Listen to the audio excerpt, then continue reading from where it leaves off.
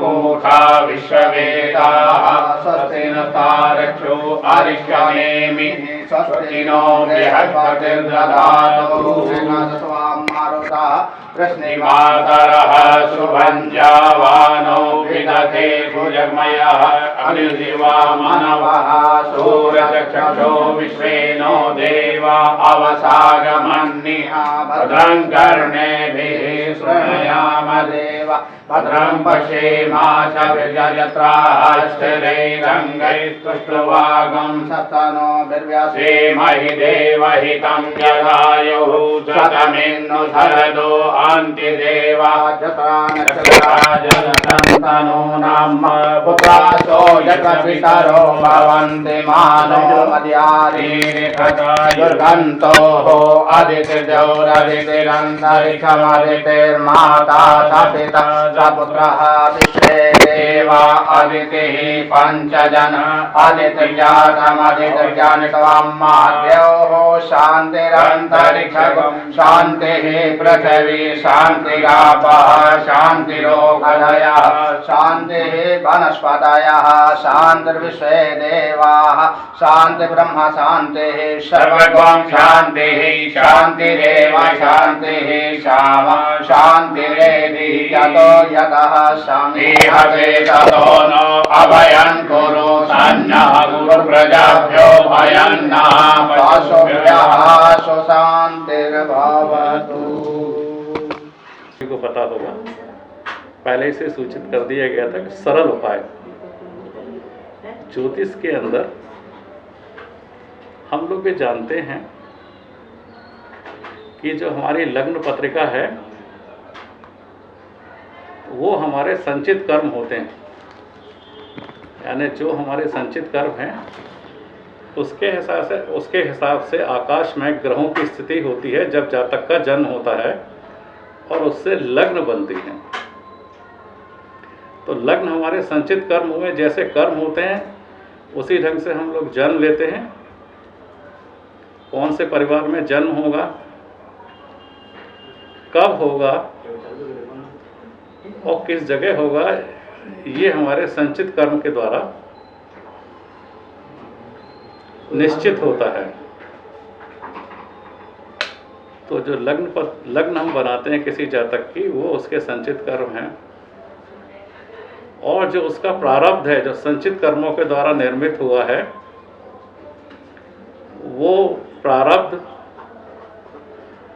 उसका दशा के द्वारा पता लगता है। जो दशाएं चलती हैं जातक की, वो उसका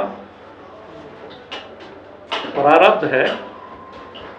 क्योंकि लग्न में कोई भी ग्रह की स्थिति कितनी भी अच्छी या खराब हो, जातक को उसका प्रतिफल तभी मिलेगा जब उसकी दशा अंतर्दशा प्रत्यंतर दशा आती है। इसी तरह से जो क्रियावान कर्म एक तीसरा होता है, वो आपका गोचर है। जब गोचर में ग्रह परिवर्तन होते हैं या उनकी जो अवस्था होती है गोचर के अंदर, जो राशियों का परिवर्तन होता है, उसके हिसाब से जातक क्रियामान कर्म करता है और वो उसके जीवन पे असर डालता है। तो यहाँ तो सब को स्पष्ट है। एक चीज़ मैं और स्पष्ट करूँगा कि हम जो ज्योतिषी लोग हैं वो भाग्य के ज्ञाता हो सकते हैं, लेकिन भाग्य विधाता नहीं होते। तो कभी भी इस भ्रम में न रहें कि हम भाग्य विधाता हैं, और कभी किसी जातक को इस तरह को आश्वासन न दें कि हम आपका भाग्य बदल देंगे।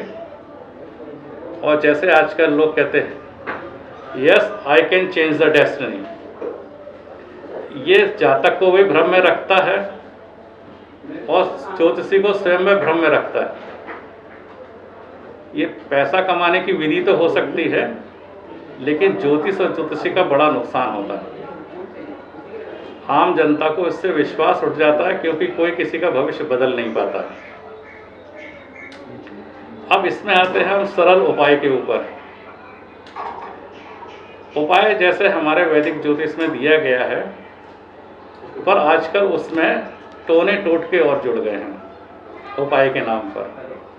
कुछ लोग उसको लाल किताब से ले लेते हैं, या और भी कोई ऐसे ग्रंथ मार्केट में उपलब्ध हैं, या कुछ ज्योतिषियों ने लिख दिए हैं जो समय काल परिस्थिति के अनुसार जुड़ते चले गए और उपायों में सम्मिलित हो गए।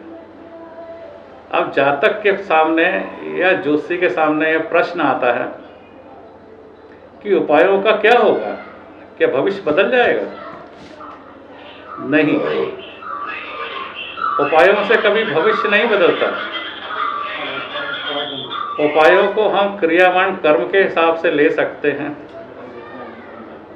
और जो उपाय सुझाए गए हैं उसको करने में जातक को आत्मिक शांति होती है, आत्मबल बढ़ता है, मानसिक शांति मिलती है, और वो खराब समय को निकाल ले जाता है। पूरे उत्साह के साथ उसको लगता है मेरे साथ कोई है, कोई देवीय शक्ति है, कोई ईश्वर है, भगवान की अनुकंपा है, तो मेरा खराब समय निकल जाएगा। इसीलिए जातक को ज़्यादातर मंत्र जाप, हवन या दान के उपाय बताना चाहिए। टोने टोटके भी बता सकते हैं, उससे थोड़ी सी पॉजिटिव एनर्जी बनती है, जातक के आसपास पॉजिटिव एनर्जी बनती है, जो उसकी नेगेटिविटी है उसमें कमी आती है। इसको हम जातक को इस रूप से समझा सकते हैं कि बारिश तो होगी, यानी ग्रह तो असर करेंगे, या आपके कर्म के द्वारा निर्धारित जो आपके अच्छा या बुरा समय है वो तो आएगा, लेकिन बारिश के रूप में जैसे हम रोक नहीं सकते, लेकिन छाता लगाएंगे तो कुछ पानी कम गिरेगा, यानी असर को थोड़ा सा हम डाइल्यूट कर सकते हैं। या जैसे किसी जातक को कोई पेट में रोग है तो उसका ऑपरेशन तो होगा, पेट तो कटेगा, लेकिन दर्द नहीं हो इसके लिए हम लोग एनेस्थीसिया लेते हैं। डॉक्टर उसको एनेस्थीसिया देता है ताकि उसको दर्द ना हो। आमंत्रित करने जा रहा हूं हमारे बीच में पत्रकार और समाज सेवी और बहुत बड़े विद्वान, संस्कृत के विद्वान आचार्य रामगोपाल जी शुक्ल हैं। मैं निवेदन करूंगा रामगोपाल जी शुक्ल, आचार्य रामगोपाल जी शुक्ल, देखो कि वो हम पूजा पाठ के माध्यम से कौन से ऐसे धार्मिक अनुष्ठान हैं जिनके माध्यम से हम समाज का लाभ कर सकते हैं और उनको तुरंत लाभ दे सकते हैं। इसके बारे में मैं निवेदन करूंगा आचार्य रामगोपाल जी शुक्ल से कि वो अपनी बात को रखें। सर्वप्रथम इस संगोष्ठी में उपस्थित सभी विद्वानों को मेरा सादर प्रणाम। कोरोना महाकाल में हम कार्यक्रम नहीं रख पा रहे हैं, लेकिन आज हम शुक्रगुजार होना चाहिए आज की टेक्नोलॉजी का कि इस माध्यम से हम लोग अपने अपने घरों से ही इस संगोष्ठी से जुड़े हैं और यहाँ पे ज्योतिष के माध्यम से हम वो विचार विमर्श कर रहे हैं जिससे कि हम संसार में एक नया मार्गदर्शन दे पाए लोगों को। हम जितने भी जीव जंतु हैं, स्पेशली हम जो मानव जाति हैं, ये हम लोग सब चाहते हैं कि हमारा जीवन ये किसी कोई भी प्रति इसमें कोई भी जाति के हों, कोई भी धर्म के हों, कोई भी आयु के हों, हम सबकी एक ही इच्छा रहती है कि हम सभी का जीवन खुशहाल हो, सुखमयी हो, संतोषजनक हो, हमारे पास सारी ही जितनी है लग्जरीज आए, हमारे पास शांति हो, हर परिवार में रिश्तों में खुशियाँ हों। और उसका हम हल अगर ढूंढते हैं तो कई बार वो हल ढूंढते ढूंढते हम ज्योतिषी के दरवाजों पे चले जाते हैं। और कुछ लोग ऐसा मानते हैं कि ये ज्योतिषी जो ज्ञान है ज्योतिष का, ये कुछ चमत्कार है इनके पास, जो कुछ चमत्कारी रूप से हमको कुछ देंगे और हमारे सारे के सारे जो विघ्न हैं, जो समस्याएं हैं, उनका निवारण हो जाएगा। ऐसा बिल्कुल भी नहीं है। ज्योतिष को वेदों के नेत्र कहा गया है। और हम बहुत सारा धन भी खर्च करते हैं, लेकिन अगर हमें सफाई कर्मचारी को अगर 10 रुपए फालतू देने हो तो हम कहते हैं कि तेरा महीना किस लिए बढ़ा रहा है। ये छोटी छोटी बातें हैं जो हमें, और इसके साथ साथ सबसे बड़ी बात है कि हमारी शारीरिक शुद्धि की। हमने अपनी नदियों को दूषित कर दिया, हमने अपने वायुमंडल को दूषित कर दिया। तो हमने बहुत सारी चीजों को दूषित कर दिया, तो अब हम कौन सी स्वच्छता और कौन से स्वास्थ्य लाभ की बात करते हैं। तो हमारे बीच में अश्विनी गौतम जी हैं, मैं निवेदन करूंगा कि वो अपनी बात रखें, अपने विचार रखें। श्रीमान अश्विनी गौतम जी। टेक्नोलॉजी का ही जमाना है, अगर टेक्नोलॉजी नहीं होती तो कोरोना काल में एक दूसरे से संपर्क भी हम लोग नहीं कर सकते। और इस टेक्नोलॉजी ने कोरोना काल में बहुत सारे लोगों को बीमार नहीं होने दिया, क्योंकि एक दूसरे के संसाधन जोड़े। तो जहां तक राहु का प्रश्न है, राहु ही, जैसा कि हम कहते हैं कि राहु के कारण बीमारियां पैदा हुई, और राहु के कारण ठीक भी हुई, बचाव भी राहु के कारण हुआ। वायरस का मालिक राहु है तो टेक्नोलॉजी का मालिक भी राहु है। तो फिर टेक्नोलॉजी ने भी, हाँ, राहु ने हमें कहीं ना कहीं नुकसान भी दिया, लेकिन राहु ने हमें बचाया। किन लोगों को बचाया? देखिए, मैंने पहले भी अभी कहा था कि सफाई से रहने वाले लोग, कूड़ा सड़क पर ना फेंकने वाले लोग, अपने साथ जो सेवादार हैं, जो काम करने वाले लोग हैं, उनका मान सम्मान रखते हुए उनसे काम लेने वाले लोग, ऐसे लोगों को राहु से संबंधित चीजें नुकसान नहीं करेंगी। अगर हमें राहु से संबंधित चीजों से बचना है तो हमें राहु से संबंधित चीजों के बारे में ध्यान भी देना पड़ेगा। राहु का एक बहुत सरल उपाय लाल किताब के माध्यम से बहुत सारे लोग बताते हैं कि जो होते हैं ना, जो को जल प्रवाह करिए। अगर हम जो जल प्रवाह करते हैं तो एक और उपाय है। हमारे यहाँ जितने प्रकार के रोग हैं, हमारे शास्त्रों में उनको वात जर, पित्त जर, कफ ज्वर, सन्निपात जर, ग्रह जर, भूत जर, पेट जर, पिशाच जर, सभी को ज्वरों की संज्ञा दी गई है। तो और ज्वरों को दूर करने के लिए बहुत बड़ा संसाधन यह है कि गायत्री उपासना करनी होती थी। पहले ऋषि लोग गायत्री उपासना करते थे, सारे ब्राह्मण भी गायत्री उपासना करते थे। गायत्री उपासना का एक बहुत महत्वपूर्ण अंग ये है कि गाय को जो खिलाए जाते थे, उसके गोबर में से जो निकलते थे, उस गोबर के निकले हुए जौ का आहार बना करके भोजन किया जाता था। उससे अनुष्ठान सिद्धि होती थी गायत्री माता की। तो आप देखिए कि पूरा का पूरा प्यूरिफाई सिस्टम है हमारे यहाँ पर। आज भी जो रोग है उनसे बचने का एक उपाय हमारे यहाँ पर ये है, जो लाल किताब में बताते हैं कि आप जौ को जल प्रवाह करिए। और बहुत लंबे बुखार के लिए एक समाधान है कि जौ में गोमूत्र मिला करके और उस व्यक्ति के बिस्तर के नीचे, या ऐसा है कि किसी वजनदार पत्थर, वजनदार चीज के नीचे उसको रख दें, और वो जो बांध करके भी रख दें। अलग अलग पद्धतियां हैं, बांध करके रख दें। जैसे जैसे उस जो सूखेगा उस व्यक्ति का रोग ठीक होता चला जाएगा। तो आप विशेषता की बात देखिए कि ये विशेषता जौ में है कि गोमूत्र में है। गाय जहां रहती थी वहां रोग नहीं होते थे, कम से कम रोग होते थे। ऐसा नहीं है कि रोग नहीं होंगे, कम होते थे। उसका कारण यह था कि गोमूत्र में जो हमारे यहाँ शक्ति है वो किसी और चीज में नहीं है। गाय के घी में जो हमारे यहाँ शक्ति है किसी और चीज में नहीं है। गाय के दूध में जो शक्ति है वो किसी और चीज में नहीं है। चंद्रमा 15 दिन के लिए शुक्र पक्ष, 15 दिन के लिए कृष्ण पक्ष, कभी अच्छा कभी बुरा। जिसका चंद्रमा अच्छा वो जिंदगी के सब लेता है मजा, क्योंकि ये सोच है हमारी।